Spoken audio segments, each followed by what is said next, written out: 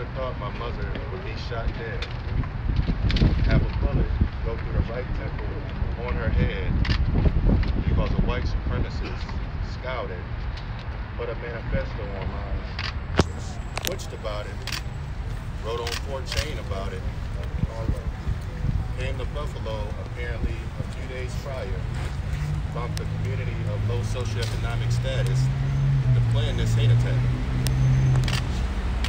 I constantly think about what would have been done. And it seems like this is like Groundhog Day.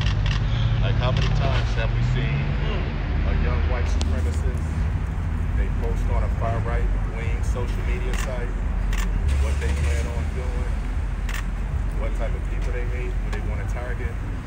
They go out, buy a semi-automatic rifle. I mean, myself, I couldn't even go to a local gun store, even just shoot around without a concealed carry permit.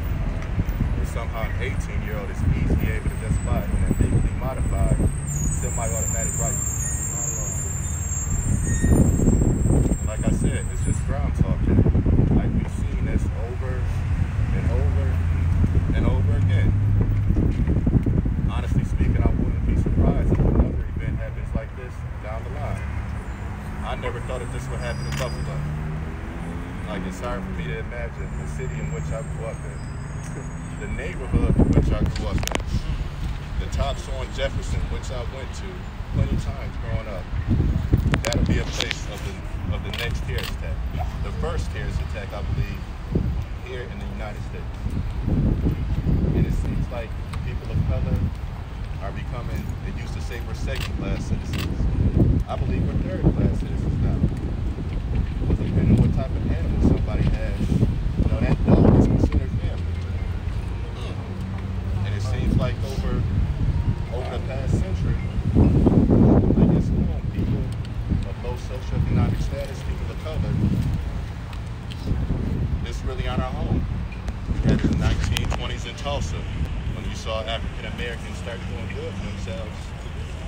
You had a bunch of white people, a bunch of Klansmen, a bunch of racists just destroy it. You had it throughout the 60s or 70s when veterans, black veterans, were coming home after serving their country, fighting in Vietnam. They couldn't even get a job here. You had it in the 80s with the crack epidemic. When you had African Americans getting addicted to this, they didn't try to help them out. They didn't try to get them some substance abuse counseling.